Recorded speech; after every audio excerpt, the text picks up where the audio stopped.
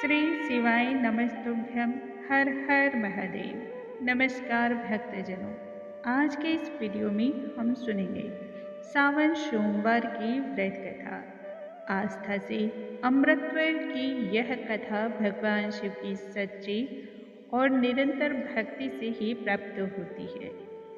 जीवन दान को प्रदान करने वाली यह कथा अनंत सुख को प्रदान करती है। असंभव से असंभव कार्य भी तब संपन्न हो जाता है जिस पर शिव की कृपा होती है। संपूर्ण श्रद्धा और भक्ति भाव से जो भी इस कथा का श्रवण करता है उसके जीवन के हर कष्ट महादेव दूर करते हैं। आइए भोलेनाथ का ध्यान करके सुनते हैं सावन सोमवार की व्रत कथा। बोलो जय शिव शंकर, जय भोलेनाथ। किसी नगरी में एक साहूकार रहा करता था। धन धान्य की उसके घर में कभी कोई कमी नहीं थी, फिर भी उसे वह सुख भी दुख जैसा प्रतीत होता था। कारण सिर्फ एक ही था, संतान का सुख प्राप्त न होना, जिस कारण वह हमेशा ही परेशान और तनाव में रहता। पुत्र प्राप्ति की इच्छा से वह अनेक प्रकार के कार्यों को करता।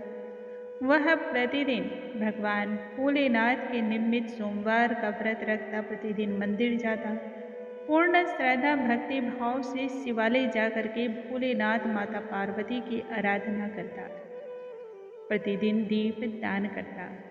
भक्ति भाव से प्रसन्न होकर एक दिन माता पार्वती प्रसन्न होकर भोलेनाथ से कहने लगी, हे नाथ, यह साहूकार आपका परम भक्त है। साहूकार के मनोरथ को आप क्यों नहीं पूर्ण करते हैं?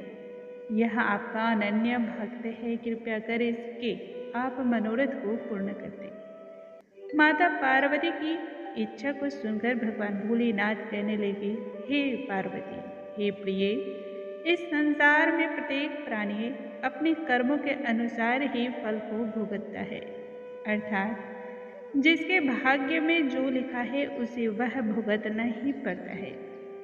परंतु साहूकार की भक्ति से प्रसन्न माता पार्वती भोलेनाथ से आग्रह करने लगी, हे नाथ, साहूकार की भक्ति का आप मान ही रख लीजिए और उसकी मनोकामना को पूर्ण कर दीजिए। माता पार्वती के बार बार अनुग्रह करने पर शिव जी ने तब कहा कि साहूकार को पुत्र प्राप्ति होगी, लेकिन साथ ही यह भी कहा कि इस बालक की आयु केवल 16 वर्ष की होगी। माता पार्वती और भगवान शिव की इस वार्तालाप को साहूकार सुन रहा था। इस वार्तालाप को सुनने के पश्चात साहूकार को पुत्र प्राप्ति का आशीर्वाद से न अधिक खुशी हुई और न ही वह दुखी ही हुआ। वह पूर्ववत ही भोलेनाथ की आराधना करता रहा, पूर्ववर्त ही वह शिवालय जाता रहा, दीपदान करता रहा, सब कुछ अपने आराध्य के ऊपर छोड़ करके उसकी निष्ठा और भक्ति में कोई कमी नहीं आई। कुछ समय के उपरांत साहूकार की पत्नी गर्भवती हुई और उसे 9 माह बाद पुत्र रत्न की प्राप्ति हुई। वह बालक सर्वगुण संपन्न था।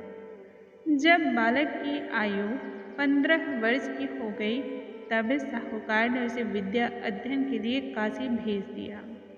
साहूकार ने इसके लिए पुत्र के मामा को बुलवाया, बहुत सारा धन धान्य देकर कहा, तुम बालक को काशी लेकर जाओ ताकि इसकी विद्या प्राप्ति पूर्ण हो सके। एक बात का ध्यान रखना, मार्ग में जहाँ से भी होते हुए जाना, वहाँ पर यज्ञ कराते हुए तथा ब्राह्मणों को दान दक्षिणा भोजन इत्यादि कराते हुए जाना। दोनों मामा भांजे इस तरह से यात्रा पर निकल पड़े। राह में यज्ञ कराते हुए ब्राह्मणों को दान दक्षिणा देते देते वह आगे की ओर चल पड़े। रास्ते में अंधेरा हो गया, रात होने को आई। वहाँ पर ही उन्होंने विश्राम करने का मन बनाया। उस नगरी के राजा की कन्या का उस दिन विवाह होना था। जिस राजकुमार के साथ उस कन्या का विवाह होने वाला था वह एक आंख से काना था। ऐसे में राजकुमार के पिता ने सोचा, क्यों न साहूकार के बेटे को ही दूल्हा बनाकर राजकुमारी के साथ विवाह संपन्न करा दिया जाए। विवाह के पश्चात धन धान्य देकर इसी राज्य से जाने को कह दिया जाएगा, जिससे विवाह भी पूर्ण हो जाएगा और विवाह पश्चात कन्या को पुत्रवधू बनाकर वह अपनी नगरी को ले जाएगा। यह बात उसने लड़के के मामा से कही, साथ ही धन का प्रलोभन भी दिया। मामा धन के प्रलोभन में बात करने को राजी हो गया। धन ऐसी चीज है कि बरों बरों का ईमान भी डोल जाती है। फिर तो वह एक आम इंसान ही था। मामा ने यह बात शाहूकार के पुत्र अर्थात अपने भांजे को बतलाई। शाहूकार के पुत्र को यह बात कदापि अच्छी ना लगी। वह बड़ा ही ईमानदार और नेक दिल इंसान था, लेकिन मामा के दबाव के आगे कुछ न कर सका, इसलिए विवाह मंडप पर वह जा बैठा। रात्रि में जब विवाह का कार्य संपन्न हो गया, तब मौके को पाकर उसने राजकुमारी के दुपट्टे पर लिखा, तुम्हारा विवाह तो मेरे साथ हुआ है, परंतु कल जिस राजकुमार के संग तुम्हें भेजा जाएगा वह एक आंख से काना है। मैं तो काशी विद्या अध्ययन करने के लिए जा रहा हूँ। प्रातःकाल जब राजकुमारी ने अपने दुपट्टे पर यह लिखा हुआ पढ़ा तो सबसे पहले यह जानकारी उसने अपने माता पिता को कह सुनाई। इस कारण उसने लड़के के साथ जाने से इनकार कर दिया। तब राजा ने लड़के और उसके पिता को खूब खरी खोटी सुनाई। बारात खाली हाथ वापस हो गई।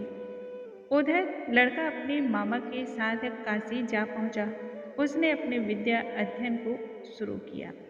इस बीच में लड़के के मामा ने खूब दान पुण्य यज्ञ कराया और ब्राह्मणों की भी खूब सेवा की। जब लड़के की आयु 16 वर्ष पूर्ण होने को आई तो लड़के के मामा ने एक यज्ञ का आयोजन किया। यज्ञ की समाप्ति पर ब्राह्मणों को भोजन करा करके खूब अन्न वस्त्र इत्यादि दान दिए और ब्राह्मणों को प्रसन्नता के साथ विदा किया। उधर लड़का मामा से कहने लगा, मामा मेरी तबीयत कुछ ठीक नहीं लग रही है, सो मैं थोड़ी देर विश्राम कर रहा हूँ। यह कह करके वह एक कक्ष में विश्राम करने को चला गया।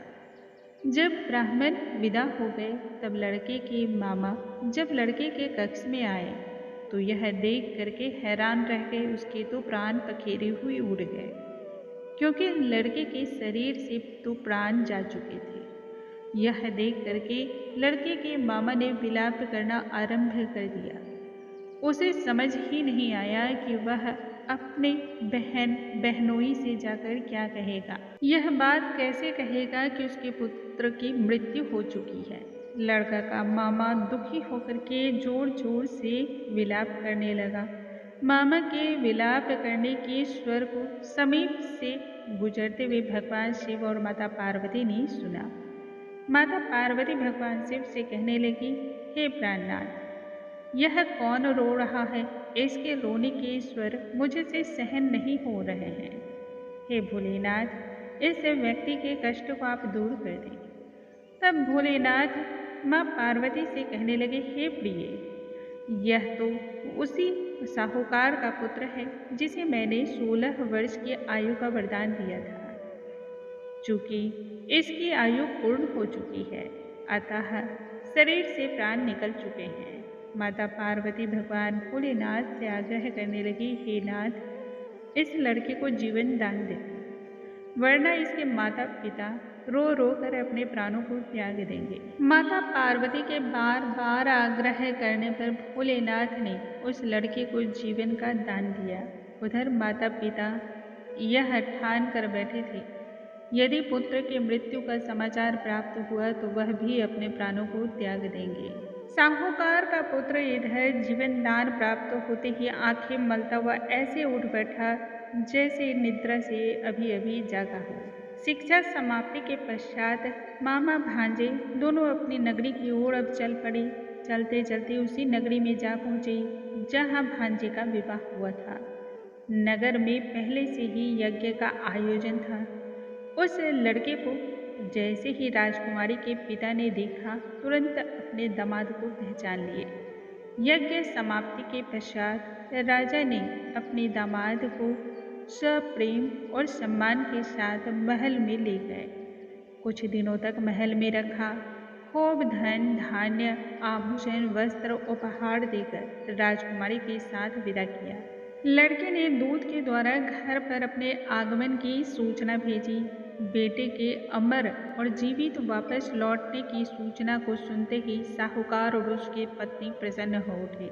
जब पुत्रवधू के साथ नगरी पर आया तब बेटे और पुत्रवधू को देख करके साहूकार और उसकी पत्नी की खुशी का ठिकाना न रहा। पुत्र का भरपूर स्वागत किया और पुत्रवधू के आगमन की खूब हर्षोल्लास के साथ उत्सव की तरह आयोजन रखा गया।